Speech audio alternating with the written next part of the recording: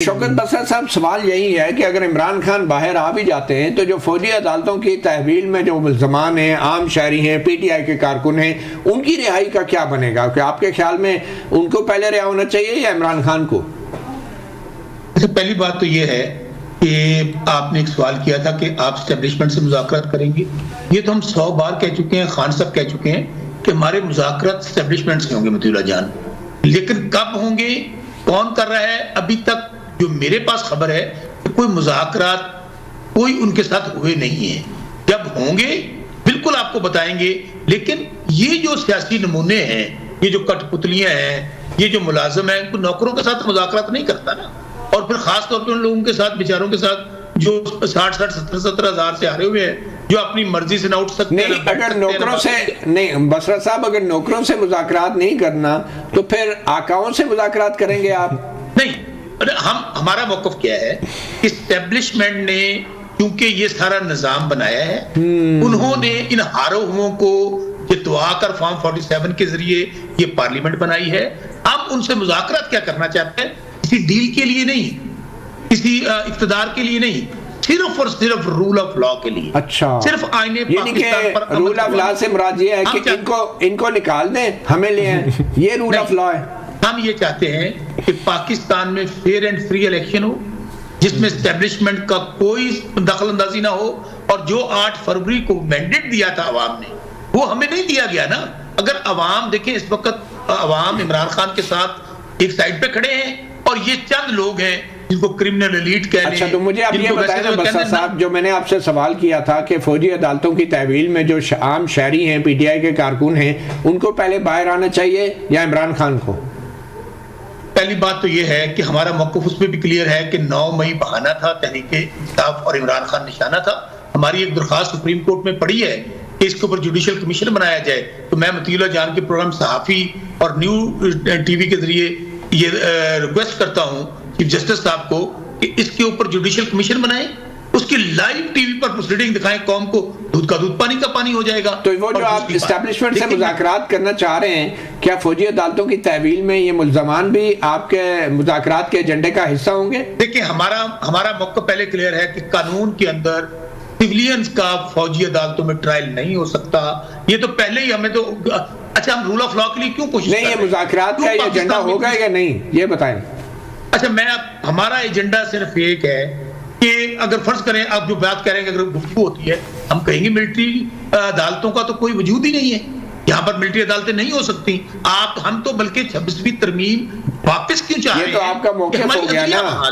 کیا ان کی رہائی ہونی چاہیے پہلے یا نہیں فوجی عدالتوں کی تحویل میں؟ میں پھر آپ کو کہہ رہا ہوں، ہمارا تو ایک کارکن، جو ہمارے 3 مطالبات ہیں، وہ 26ویں ترمیم کی بحالی، ہمارا سٹولن مینڈیٹ کی واپسی، اور یہ جو بات آپ نے اینڈ پہ کی ہے، تمام کارکنان عمران خان صاحب سمیت سب لوگ جو بے گناہ بیٹھے ہیں 7 سال 7.25 سال سے جیلوں میں، سب کو رہا کیا جائے.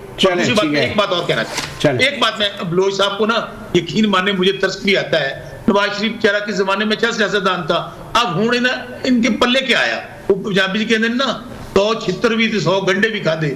بھائی آپ لوگوں نے 8 فروری کو کیا ضرورت تھی کہ نواز شریف 3 ٹائمز کا وزیر اعظم، آپ لوگ جناب بھاگ کے فارم 47 اکٹھے کر رہے ہیں، آپ لوگ جعلی حکومتیں بنا رہے ہیں، آپ لوگ ماؤں بہنوں بیٹیوں کو اغوا کر کے ترامیم کروا رہے ہیں.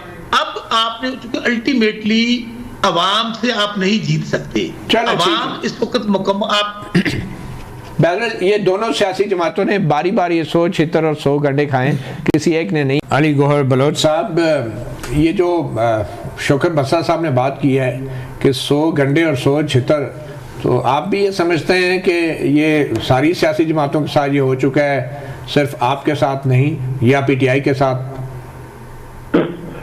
جی دیکھیں، بات یہ ہے کہ آپ کمپیریزن وی ایم ایل این کا ان شر پسندوں کے ساتھ تو نہیں کر سکتے کہ جو ملک کے اوپر بار بار حملہ آور ہوتے ہیں اور جو ملک میں انارکی پھیلاتے ہیں، انتشار پھیلاتے ہیں، جن پہ غداری کے مقدمے بنے ہیں، جن پہ دہشت گردی کے مقدمے بنے ہیں، طیارہ ہائیجیکنگ کے مقدمے بنے ہیں. اب مجھے یہ بتائیں، جو 9 مئی کے واقعات ہیں وہ ٹارگیٹڈ واقعات تھے، اور وہ براہ راست پاکستان کی تنصیبات کے اوپر حملے تھے.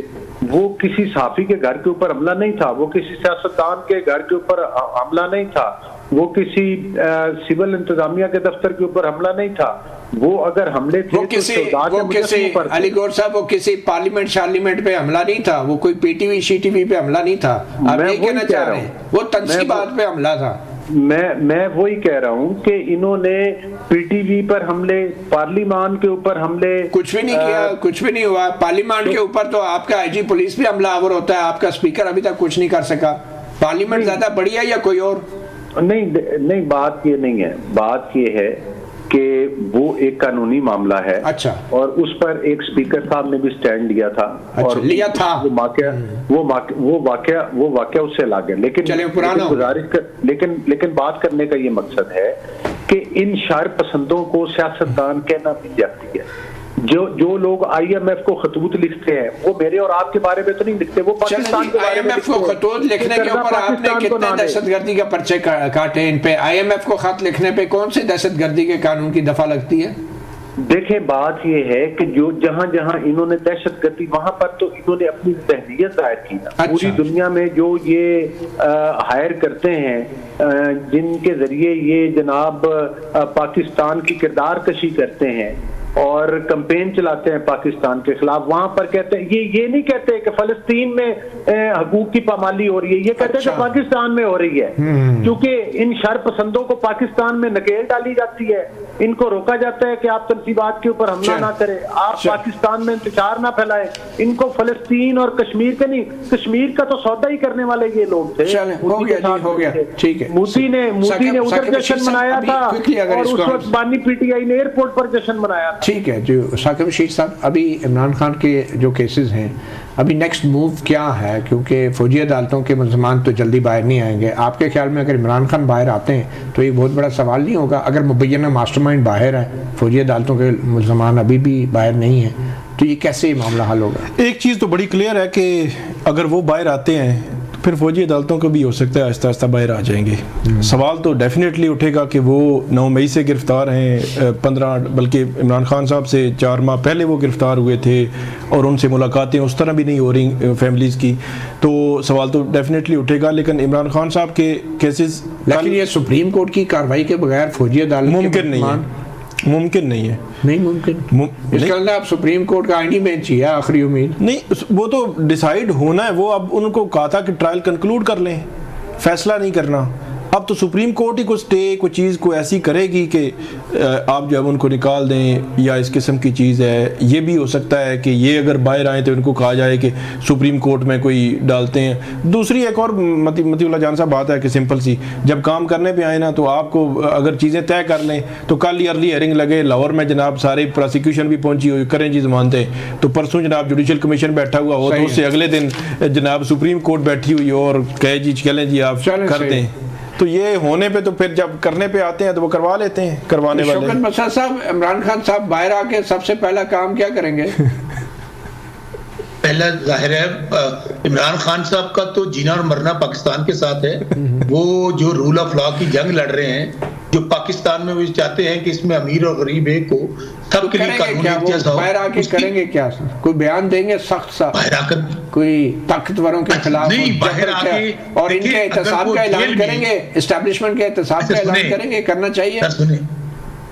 سنیں, اگر وہ جیل میں رہ کر نہیں گھبرائے, نہیں ڈرے, نہیں ان سے ڈیل کی, تو بات عمران خان احتساب کریں گے, وہ اللہ تعالیٰ نے ان سب کا احتساب کریں گے. جو قانون اور آئین کہتا ہے اس کی جنگ عمران خان نے لڑی ہے, اور اس کی بہت شکریہ.